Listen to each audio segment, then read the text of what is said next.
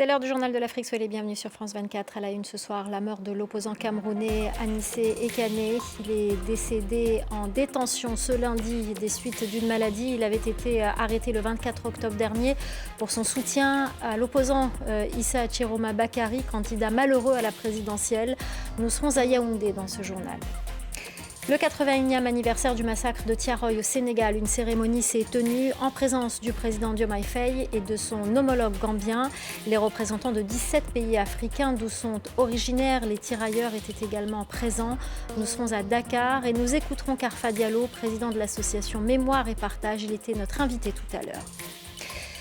La journée mondiale de la lutte contre le sida, elle est marquée par les difficultés liées aux coupures drastiques de USAID. C'est le continent africain qui est le plus touché par la maladie. Plus de la moitié des personnes infectées vivent en Afrique. La mort d'Anissé Ekane, l'opposant camerounais, est décédé en détention ce lundi des suites d'une maladie. Il avait été arrêté le 24 octobre dernier après avoir soutenu Issa Chiroma Bakary, candidat malheureux à l'élection présidentielle du 12 octobre. La correspondance à Yaoundé de Marcel Amou. Anissé Ekane était le président du MANIDEM, le mouvement africain pour la nouvelle indépendance et la démocratie, et soutien de l'opposant Issa Chiroma Bakary. Il avait été interpellé le 24 octobre dernier à Douala, à la veille de la publication officielle des résultats de l'élection présidentielle qui a reconduit Paul Biya, 92 ans et au pouvoir depuis 1982 pour un 8e mandat de 7 ans. Ses avocats ont longtemps alerté sur les risques qu'il décède en prison s'il ne recevait pas des soins médicaux adéquats et notamment un extracteur d'oxygène qui lui avait été confisqué lors de son interpellation. Et il y avait deux demandes faites par les avocats. La première, c'était de transférer M. Anissé Ekane dans un hôpital de ville qui avait un plateau technique plus adéquat. La deuxième, c'était de lui remettre son extracteur d'oxygène avec lequel il déambulait. Aucune des deux mesures sollicitées n'a trouvé grâce aux yeux des enquêteurs. Et peut-être que les conditions d'incarcération et de soins de M. Anissé Ekane auraient été meilleures. Peut-être que cette mort aurait pu être évitée malgré le fait qu'il était effectivement malade et cela, tout le monde le savait. Ce que les Camerounais doivent retenir, c'est qu'Anissé a payé le prix le plus élevé. Il paye ce prix pour la libération du Cameroun. Et je pense que le meilleur hommage que nous puissions lui rendre, c'est de poursuivre la lutte, c'est de continuer le combat jusqu'à la victoire finale. C'est une famille très éplorée actuellement.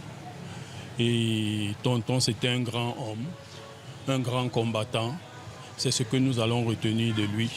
Anissé Ekane était un nationaliste convaincu, plusieurs fois arrêté dans les années 90. Après l'annonce de sa mort, le gouvernement camerounais qui a adressé ses condoléances à la famille a indiqué qu'une enquête serait ouverte pour déterminer les circonstances de son décès.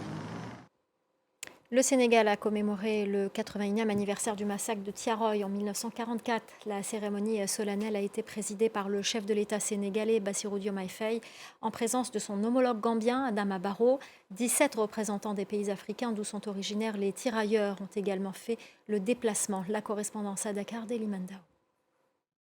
La commémoration de ce 81e anniversaire du massacre de Thiaroye 44 s'est déroulée sous le sceau de l'africanité avec les présences notamment du président gambien Adama Barrow, mais aussi du vice-président ivoirien, mais aussi la prestation de nationalités venues des 17 pays d'où sont originaires les tirailleurs qui ont pris part à la Deuxième Guerre mondiale. Lorsqu'il a pris la parole, le président sénégalais Bassirou Diomaye Faye s'est félicité du travail mémoriel engagé sur le sujet depuis maintenant un an avec des fouilles archéologiques engagées sur le cimetière de Thiaroye.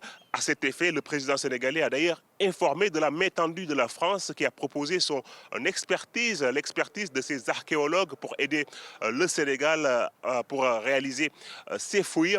Le président sénégalais s'est également félicité de la production mi-octobre d'un livre blanc, un livre blanc qui, selon Bassirou Diomaye Faye, est désormais une référence incontournable pour comprendre Thiaroye. Je propose de l'écouter. Le combat pour la mémoire de Thiaroye est un combat pour l'âme du Sénégal et pour l'âme de l'Afrique. Je ne ménagerai aucun effort dans ce sens, afin que la mémoire de nos martyrs continue de vivre dans notre mémoire collective. Le président sénégalais a également annoncé la construction d'une stèle entre le cimetière et le camp militaire de Thiaroye pour rendre hommage à ces tirailleurs massacrés le 1er décembre 1944 alors qu'ils réclamaient juste leur pension.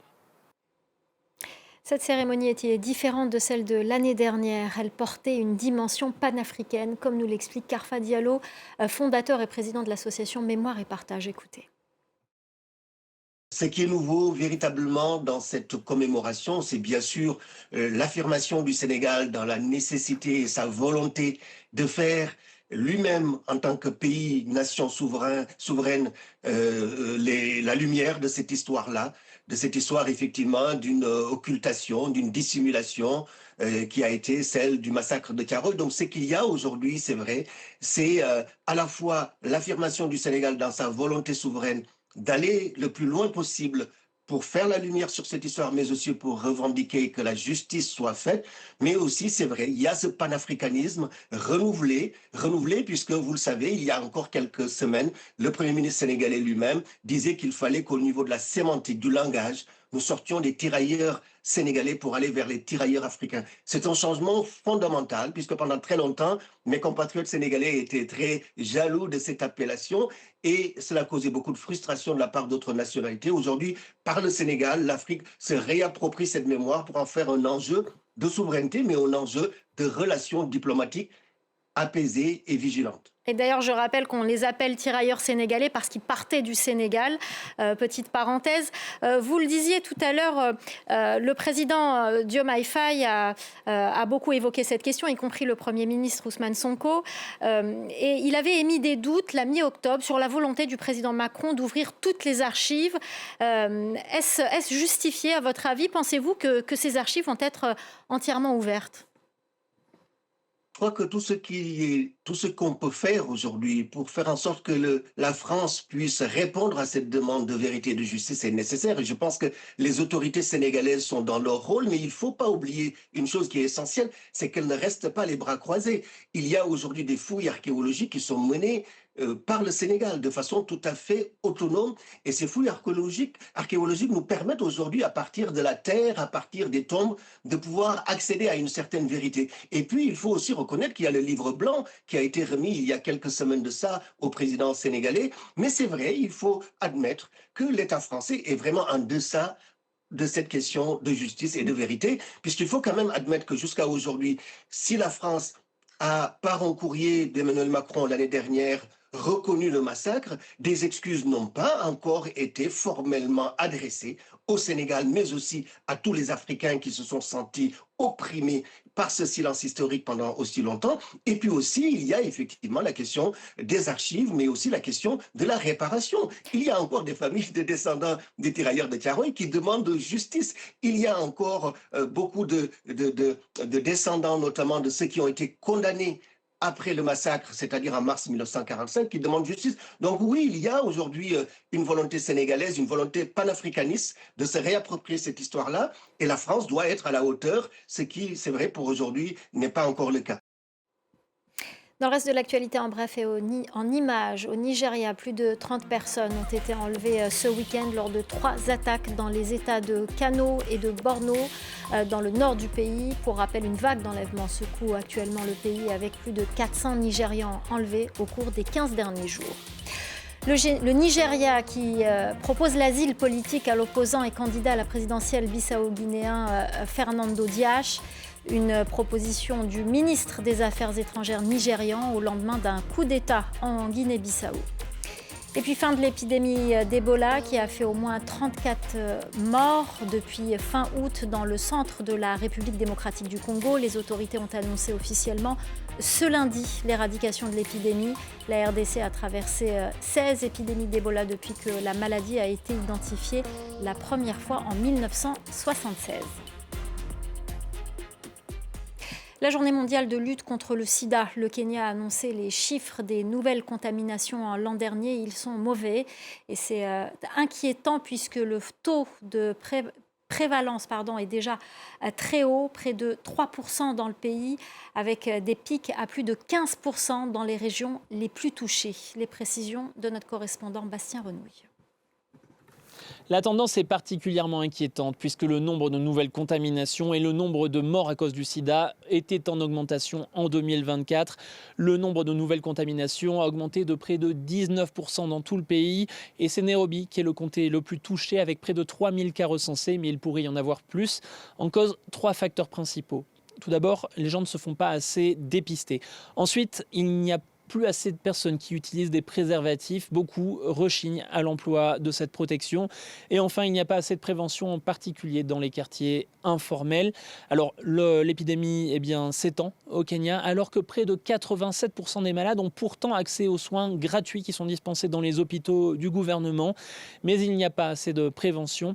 Et c'est particulièrement problématique alors que le Kenya prévoyait d'endiguer l'épidémie d'ici 2030, de faire en sorte que ce ne soit plus un problème de santé publique. Cela semble à l'heure actuelle compromis. D'autant plus que les États-Unis ont décidé d'arrêter leur financement lorsque Donald Trump est arrivé au pouvoir. Or, ce sont eux qui finançaient la lutte contre l'épidémie ici au Kenya. Le ministre de la Santé l'a averti ce lundi, il va falloir trouver beaucoup d'argent, près de 200 millions d'euros en 2026 pour lutter contre l'épidémie. Et c'est particulièrement important pour protéger la population puisque près de 1,3 million de personnes au Kenya sont porteuses du VIH. Voilà, c'est la fin du Journal de l'Afrique. Merci aux équipes en régie, merci à notre chef d'édition Célia Caracena, merci à nos correspondants et merci à vous pour votre fidélité. Restez avec nous, l'info continue sur France 24.